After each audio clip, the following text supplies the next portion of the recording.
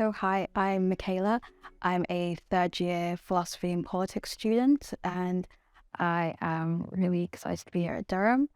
I'm originally from Birmingham, so I've grown up there my entire life. So, moving to Durham was a very interesting experience, I should say, but it has been a worthwhile one. So I was about 15 when I first read Franz Fanon's Wrecks of the Earth, and that really opened up a new dimension of philosophy for me. I was already studying at school, but it opened up to part of philosophy where it was no longer just these abstract concepts of what we ought to do and morality, but very much applying that in human interactions and societal interaction.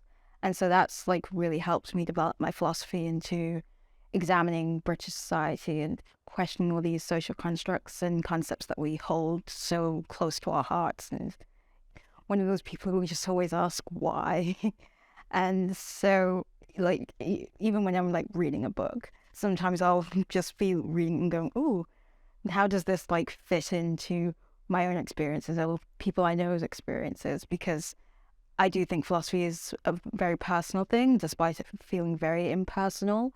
And so, it always just appears for me every single day, whether I'm questioning some line in a book about, patriarchy, or looking at, the moral questions within an Oscar Wilde novel. It's always there just in the background. And I think that's just how it should be for everybody.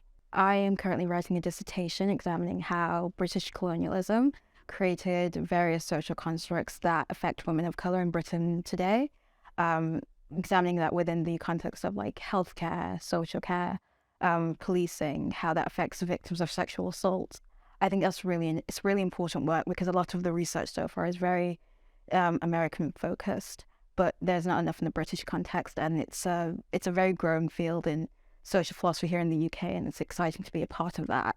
I've really enjoyed being part of the philosophy department. It's my favorite part of Durham, and it's just filled with just the loveliest and supportive philosophers. I think there is this fear going into university, particularly. You think of these philosophers and in their offices, and they're so much better than you, but they're just the nicest people and so supportive of my research. My dissertation supervisor is the best. So I'm also the decolonization intern this year.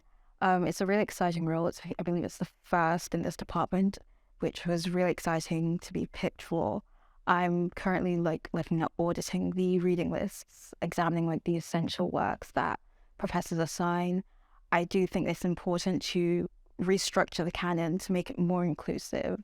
So this is not about removing certain people, but rather including voices that have been marginalized. So I was actually this morning examining one of the classical lists, and noticed there were no women there, and there were no Eastern philosophers or no philosophers of color. And you think these voices are so essential to philosophy and making people better philosophers and better students and better learners. So why aren't they in the canon? And so I think that's a really important part of decol in general, but also decolonizing philosophy, is that restructuring the canon to make it so inclusive of voices that you wouldn't typically get to hear when somebody talks about philosophy. So when we talk about philosophy, we shouldn't just talk about Aristotle and Plato, but Fanon and Audre Lorde. After I graduate, I hope to continue my philosophical work by doing a master's.